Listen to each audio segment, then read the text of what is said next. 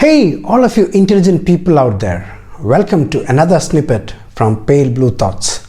The human body is built in a very smart way. All of us humans are in awe of this wonderful and complex machine which prompts many people to marvel at the intelligence behind this design. Also, they put humans as the pinnacle of perfection among all of the designer's creatures. Today, we know that it has not been designed by a designer, but it came about through natural selection. But the evolution of humans didn't produce perfect beings. Even though our organs work in perfect cooperation, there are some faults in our bodies too. In this video, we will look at some evolutionary body faults. Now, if you are a supporter of an intelligent design, then it may be time to really look at the fraudulent way that the designer could have earned his mechanical engineering degree. We are not even nearly perfect. We are far from it.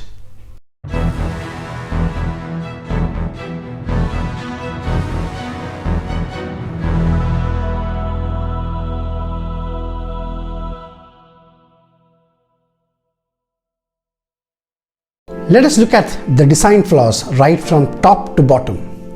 First, the brain. You might think that the brain is a flawless supercomputer. However, it is not without its design flaws. A genetic mutation in our ancestors caused their descendants to have roomy skulls that accommodated larger brains. This may seem like pure success, but the gene that made way for a bigger brain did so by diverting bone away from our jaws. This caused them to become thinner and smaller. With smaller jaws, we could not eat tough food as easily as our thicker jawed ancestors, but we could think our way out of that problem with the use of fire and stone tools. Yet, because our teeth are roughly the same size as they have been, our shrinking jaws don't leave enough room for them in our mouths. Our wisdom teeth needs to be pulled because our brains are too big. Next, the eyes. Well, you can clearly see the fault here. Imagine a camera. The lens focuses the light on the film that is placed directly underneath it. As the shutter opens, the light falls on the film and the image is formed there. Now imagine if the film was placed with the light sensitive part turned away from the shutter. Yes, that is how your eye is designed, facing the wrong direction, and you need to use it to see in the right direction. The photoreceptors in the eye turn the light falling onto it to electrical signals which goes into the brain, similar to how this microphone works. However, imagine if the microphone is turned away and you are trying to speak from the wrong end. Because such a construction is not perfect, there are often many problems with the retina that sometimes lead to blindness. This is the same reason why we have a blind spot. Look at the image with the plus sign and the circle. Look straight at the image with your nose positioned somewhere between the plus and the circle. Now close your left eye and focus your eye on the plus sign with your right eye. Do not look deliberately at the circle. Now move closer to the image, slowly. Don't take your focus off the plus sign while you're doing this. At some point between 10 to 14 inches, the circle will disappear from your peripheral vision and the brain will read the surrounding white color to fill up the empty space. This exact spot is your blind spot. There is a hole in the sheet where the optic nerve enters the eye. That is because your optic nerve joins your retina at that point. This leaves a spot with no photoreceptors. You don't notice it because your brain fills in the empty spot with information based on what you see around the spot. So, if the intelligent designer had paid a little more attention in his optics class, he might have developed the eyes in a similar fashion to cephalopods. For example, the eyes of squids and octopuses have cells which are turned to the light source, which makes their eyes more logical than those of humans. So do they see better than us? The uncomfortable answer is yes. Now the nose. Our sense of smell is very poor compared to other animals. One of the reasons a dog has such better smelling ability than us is the number of scent receptors. For every scent receptor a human has, a dog has about 50. We humans breathe and smell through the same air passage in our noses. When dogs breathe, a fold of tissue separates the two functions of smelling and respiration. So we lost out there too. We now have to resort to identifying others through our eyes, thanks to evolution. Yes, humans can hear sounds in a range from about 20 Hz to 23 kHz at the upper range of their hearing ability. The hearing range of dogs is almost double that. Dogs and cats have better hearing than humans, both because they can hear these high frequency sounds and they can hear sounds from farther away. This is because of the way their ears are designed. Their ears are made up to cup and move sound in, similar to the way humans can put a hand to their ear to hear better. Dogs can also move their ears around to hone in on the sounds in different directions. Sometimes I feel leading a dog's life would have been better. Next is the teeth. We have only one set of teeth that should work for our entire lifetime. But according to statistics, very few people can keep all of them during their lives. And new teeth don't grow if old ones fall out, except for the milk teeth. More than that, wisdom teeth are absolutely useless as of now. These teeth don't help us to chew food, so they are just as useless as the tailbone. Our ancestors that had longer jaws needed them. Those hefty molars helped us grind up fibrous veggies. Then, around 1 million to 2 million years ago, we invented cooking, which softened food so we don't need to chew as much. That put wisdom teeth out of a job. Around 10,000 years ago, we began to farm and cook our food even more. With less work to do, our powerful jaws shrank, making it harder for those extra teeth to fit in our mouths. And today, we suffer the consequences: gum infection, tooth decay, even tumors. What is a better way? Depending on the type, sharks can have anywhere from 4 to 28 rows of teeth, and losing some of them isn't critical. But in order to put more teeth in a human mouth, the mouth itself needs to be bigger. Now, I don't think I can stand any more people with big mouths. And while you might feel that a poorly designed face might be the worst thing ever, other evolutionary accidents can be deadly. Take the dangerous way our throat is structured. It contains two important tubes, the trachea or windpipe, where air travels, and the esophagus, where food travels. These pipes are nestled so close together, it is just plain stupid. Because when you swallow, food can slip into your windpipe and block airflow, causing you to choke or suffocate. In order to avoid getting food into the trachea, there is a special organ called the epiglottis that closes the trachea when you swallow. But sometimes it doesn't work fast enough. For example, if you talk and laugh while eating, the food can slip down and get inside the airway. As a consequence, in those moments in which the epiglottis does not have the time to cover the trachea, we choke. Sometimes it can lead to death.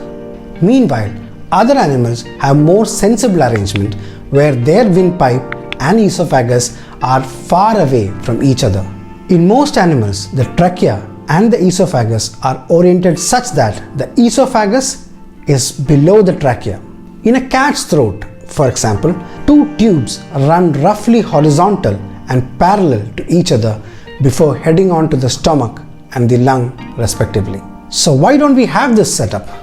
Well, by sticking the pipes together, we can open up extra space in our throats, which acts like an echo chamber to amplify sound to to help us talk. Monkeys suffer the same fate, only rarely, but then again, they can't sing or dance. Then again, neither can I. The entire body can handle a lot of physical pressure. For example, the brain is protected with a very solid skull. Yet, the abdomen, which is filled with super important organs, is covered only with a thin muscle layer. That is why all it takes to damage the internal organs is a fall down to the floor. The body can be compared to a castle that is surrounded by thick walls, but in the middle there is a garden fence. To protect the abdomen better, we would need a bigger number of ribs, at least 30 of them. Currently, we have 24 of them. Now, did someone take some ribs from man to make a woman at some point? If that is not bad enough, walking upright also messed up our spine. In animals that walk on all fours, the spine arches like a bridge, which helps support the weight of their internal organs dangling beneath. Then, 6 million years ago, our ancestors first stood up and forced that smooth arch into an S shape. The top is curved outward to support the weight of our head, and the bottom is curved inward to keep our torso in line with our feet so that we can balance. Unfortunately, this design isn't very sound. That bend in our lower back puts a tremendous amount of pressure on our backbone. So it is no wonder that 60 to 70% of people worldwide experience lower back pain sometime in their life. Even if you have an active lifestyle, the spinal cord wears down eventually. What is a better way? Dogs have a perfect spinal cord. They have one curve from the sacrum to the neck. Now, if we want to have no back pains, we would have to start walking on 4 legs again. Standing on hind legs offered advantages, seeing long distances, for instance, or freeing the hands to do other things. But it also turned our backs from an arched bridge to an S shape. The letter S of for all its beauty is not meant to support weight, and so our backs fail consistently and painfully. While we are still at our torso, ever wondered why men would need nipples? Design fault at its best. Now coming to our internals. Once we stood upright, our intestines hung down instead of being cradled by our stomach muscles. In this new position, our innards were not as well supported as they had been in our quadrupedal ancestors. The guts sits atop a mixture of internal parts, including, in man, the cavities in the body wall through which the scrotum and its nerves descend. Every so often, our intestines find their way through these holes in a similar way that noodles sneak out of a sieve, causing hernia. The first air-breathing fish and amphibians extracted oxygen using gills in water and primitive lungs when on land. And to do that, they had to be able to close the glottis or entryway to the lungs. When underwater, the animals pushed water past their gills while simultaneously pushing the glottis down. We descendants of these animals were left with vestiges of their history, including the hiccup. In hiccuping, we use ancient muscles to quickly close the glottis while sucking in, albeit air, not water. Hiccups no longer serve a function, but they persist without causing us harm, aside from frustration and occasional embarrassment. Many people have no idea why humans have appendix. However, 5 to 10% of people have had appendicitis, which requires immediate surgery. It might seem that it would be better for people to be born without the appendix. However, it is supposedly there to help the immune system, but not in an obvious way, and used to prove that there are no unnecessary parts in the human body. Now suppose we lose a limb or one of our organs has malfunctioned. What do? Today, there are artificial limbs and organ transplantation, but we can't grow an entire organ or another limb because of how complicated our bodies are. But what about lizards? Those tiny reptiles who drop their tails and flee and doesn't have a brain or the guts to fight? For them, lose a tail today and they grow another one soon. Newts are the best at regenerating injured limbs. They can regenerate their eye lenses, limbs, tails, and even parts of the lower jaw with new teeth. We could definitely use such an ability. Alas, evolution is not a good designer. Fur is like drinking hot chocolate on a cold day, useful and nearly abundant among mammals. But we and a few other species, such as naked mole rats, lost it when we migrated to tropical environments. Debate remains as to why this happened, but the most plausible explanation is that when modern humans began to live in larger groups, our hair were filled with more and more ticks and lice and other parasites. Individuals with less hair were perhaps less likely to get parasite-borne diseases. So we shed them in order to survive. Being hairless in Africa was not so bad, but once we moved into cooler areas, it had real drawbacks. And to top it all, the intelligent designer sent some of our species to tropical and hot climates like India, and just for fun, added a lot of hair on their bodies, including the behinds. Such a sadistic backbencher I have never seen. Evolution has no foresight, no sense of where its work will go. When our ancestors were covered in fur, muscles in their skin called arrector pili contracted when they were upset or cold, making their fur stand on end. When an angry or frightened dog barks at you, these are the muscles that raise its bristling hair. The same muscles puff up the feathers of birds and the fur of mammals on cold days to keep them warm. Although we no longer have fur, we have fur muscles just beneath our skin. They flex each time we are scared or chilled by a wind, and in doing so gives us goosebumps that make our thin hair stand uselessly on end. Let us come to legs now. All primates, including humans, have something in common. We have incredibly bony feet. Each one contains 26 bones. Together, that is almost a quarter of all the bones in our body. Now, this foot design makes perfect sense to our ancient primate ancestors because all those tiny moving parts made their feet flexible enough to cling to branches. But here is the problem. Once our ancestors left the trees and started walking upright, we needed a more rigid, stable foot to balance and propel ourselves from one step to the next.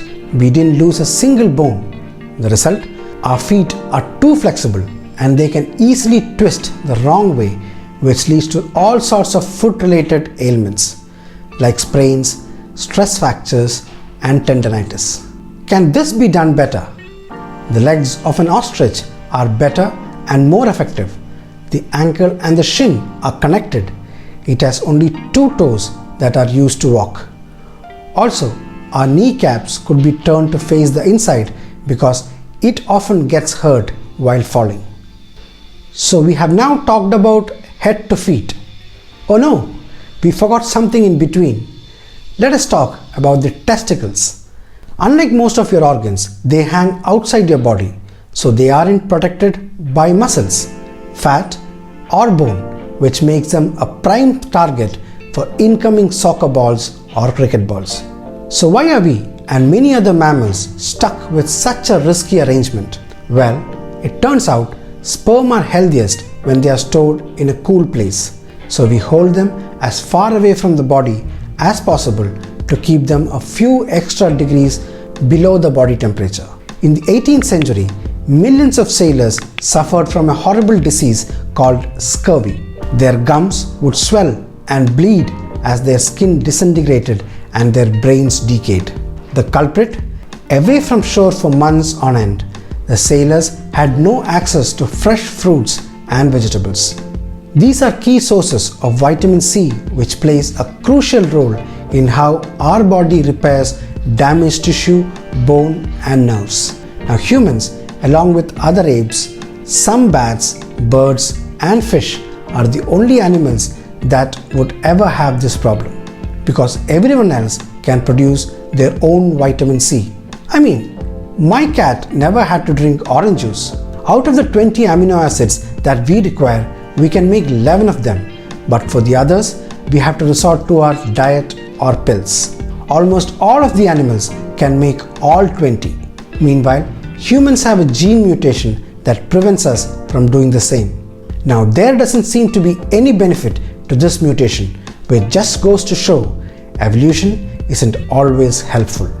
In fact, it can make life a whole lot worse, unless it has been designed incorrectly by an unintelligent engineer, of course. Many of the ways in which our bodies fail have to do with very recent changes. Hunger evolved as a trigger to drive us to search out food. Our taste buds evolved to encourage us to choose foods that benefited our bodies, such as sugar, salt, and fat, and avoid those that might be poisonous. In much of the modern world, we have more food than we require, but our hunger and cravings continue. Our taste buds ask for more sugar, salt, and fat, and we obey. And where does that lead to? Obesity and a lot of diseases associated with it. So what if someone decided to fix all the problems and create a new human after getting rid of all the flaws that we discussed? That person would have to look like this. As you can see, this human looks quite unusual, but such a body structure would help us avoid many health problems that we have now. However, every change has its side effect. For example, extra ribs would make us less agile and flexible, and the joined bones in the legs would make playing football impossible. So, do you still think we are designed as a perfect being from a perfect form? We have evolved, and like all things produced, we too are not without imperfections. Need any more evidences, all you intelligent people?